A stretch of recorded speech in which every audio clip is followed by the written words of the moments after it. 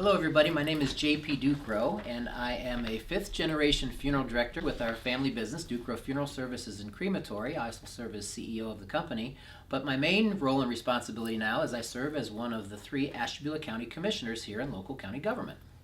Can you talk first about how you balance those two? You have some good people working for you? Or? I do, and I'm very fortunate. When I decided to run for commissioner, I was serving as city council president at the time, which didn't take near as much time as the commissioner's role did. But my staff was very willing to step up and take the responsibilities of the day-to-day operations of our organization, and I'm very fortunate. I have a wonderful team over there at the funeral home, and they take care of most of the day-to-day things. Can you share with with the students your job story, what you do to earn a living, and why you chose to do it? Sure. Well, and the funeral home side of things, I mean, it's been in my family for a long time, and I kind of wanted to carry on that tradition. I had a tremendous amount of respect and appreciation for our history, and I like people. There's not a lot of jobs where you can work on such a close and personal level with people in your community, so I really like that. Can you mention how old your funeral home is? Just Sure. an idea. We were founded in 1853, so our company is 167 years old this year. 10 years before the Civil War. 7 years before the Civil War. Yep. So a lot of history there. So my great-great-grandfather founded our company. What does your typical day-to-day work look like? What do you love about your work? From the funeral home side of things, I really like working with people, but most of my day-to-day work now is done at the county commission, and working in county government is really very similar. I like interacting with people, and this job is very much about communication, collaboration, cooperation, and trying to connect different entities together to make things happen, hopefully in a positive way for our community. Sounds like the funeral job and commissioner job have some similarities there. Yes, as far as connecting and I think there are some similarities. You know, working very close with people. Certainly government moves much slower than the private sector does, which takes a little bit of getting used to. Again, when you're working with individuals, that's one of the things I really like best about the job.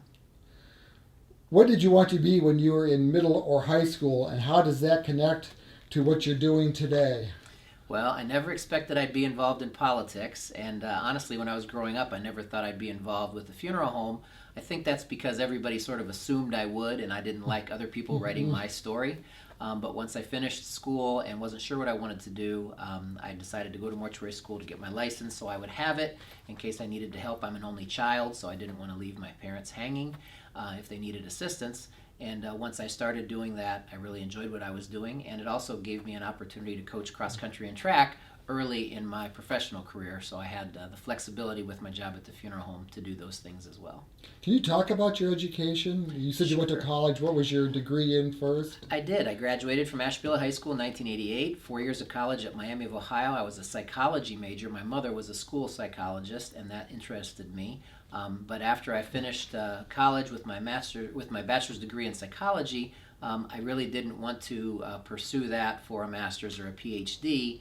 And so psychology kind of applies, I think, to every walk of life that we do. We can use the principles that we learn there. And then I went to Pittsburgh to mortuary school for a 1-year program to get my degree there, and then started working at our family business. So what did you want to be when you were in middle school or high school? You know, I really don't recall having any specific passions or interests at that time. I just was kind of going with the flow, I guess. And I never thought I'd get involved really in politics. My father used to always say, business and politics don't mix. But I decided to run for city council and then later for commissioner because I really wanted to see our community improve and do better. And I felt if we didn't take a proactive step to try to make that happen, there would be a declining community that would make it harder for our business to exist. How many different types of jobs have you had, and how do they relate to your current position? Well, I haven't had a lot of jobs. I worked at Glassacre Greenhouse when I was a kid. After I'd come home from college in the summertime, I did that for 5 years. I loved that job. I worked for Dick and Linda Dunbar, and it was great. I got to work the cash register. I got to learn how to handle finance. I always enjoyed math. I did most of my checkout without using the the little adding machine, I'd usually do most of the work in my head and on paper. But I got to work there, as a customer service person, also work in the counter, and usually help them close down the shop at the end of the year. And so I really like that. Most of my other jobs were, just working at the student union in college, and then working at the funeral home, and then serving as an elected official. One thing that the lessons in junior achievement tell you are, do some work with babysitting or lawn mowing or whatever, and that way you also have someone that maybe can give you a recommendation. I think that's true, and one of the things I didn't mention, although it wasn't really as a paid job, I've done a lot of volunteer work through my lifetime. So, I think you can always find opportunities to volunteer, and you can make an impression on people that way, whether it's for getting a reference or just to polish your skills in whatever field you may be volunteering in. So there's a lot of opportunities, but I certainly agree it's important at an early age to try to take some responsibility. And you're always selling yourself. A lot of people don't like the word salesman, but we have to remember we're always selling ourselves, and you only have one opportunity to make a first impression. Tell us something about your job, either one or both, that kids may be surprised at. Like, what kind of unusual things have happened, or unusual responsibilities that maybe people wouldn't think of would be part of your position? Well, I think at the commissioner's office, I think there's a lot of unfamiliarity with what our role is. Our primary role as county commissioners is to be the budgeting authority for the county. So although we can't tell other elected officials how to spend the money that we give them, we have to determine every year what is an appropriate amount of money to give them, and what we can afford to give them to run their operation. So that's kind of our big picture scope and responsibility. We're also the contracting authority for the county, so whether a department in the county wants to enter into a lease for a copy machine, or whether they need to buy a vehicle, or whether they need to make a contract with a paving company to pave a road, that all has to come across the desk of the commissioner's office, and we need to sign and approve that. So that's kind of interesting. And then also from the standpoint of the commissioner's office, we have our fingers in so many different things that we're involved with. It's really hard to predict what your day is going to be like. So I like that aspect of it, but we oversee the dog warden, the dog catcher for the county, who covers the entire area of Ashtabula except the cities within the city limits. And then, we also oversee some things with funding for the Veterans Administration, Veteran Service Commission. We have our own building department. We have an environmental services department, which provides water and sewer services to the unincorporated communities, the townships in the county. So there's just a broad range of things that we do, and I think that's one of the things that surprises most people.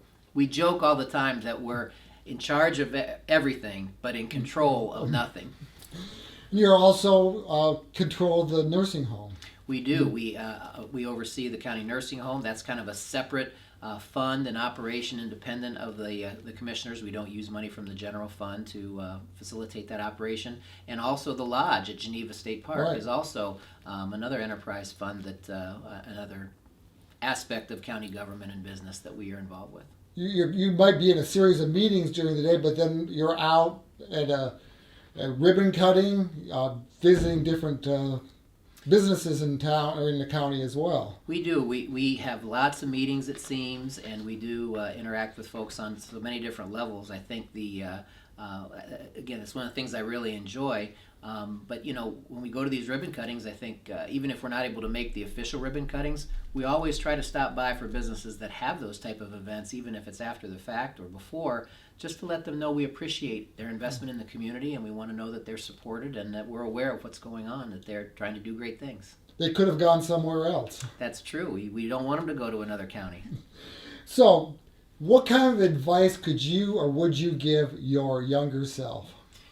Oh boy, my younger self, I would say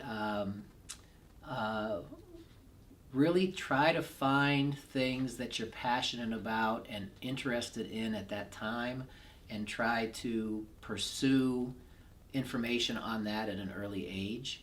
I think that if you can get a jump start on things that you're interested in, that gives you really a big advantage. I think it's still true that what you think you're going to be when you're younger, in most cases that changes over time.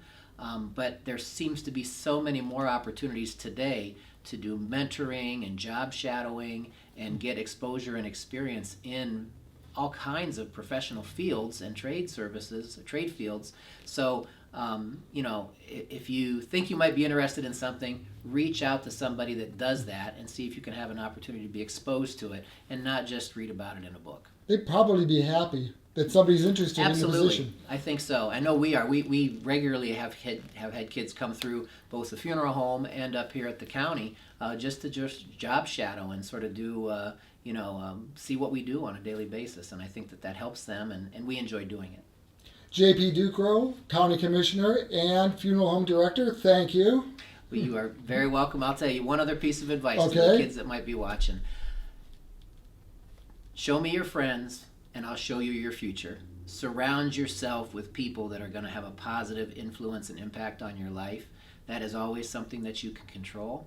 And if you can graduate high school, and if you can wait to start a family until you have a job, and you can minimize the opportunity that you're going to struggle later on in life. There's no guarantees that any decision that you make is going to guarantee success, but the better decisions that you make as you're younger and as you grow up and move on in later in life, the easier life becomes and the more opportunities you have.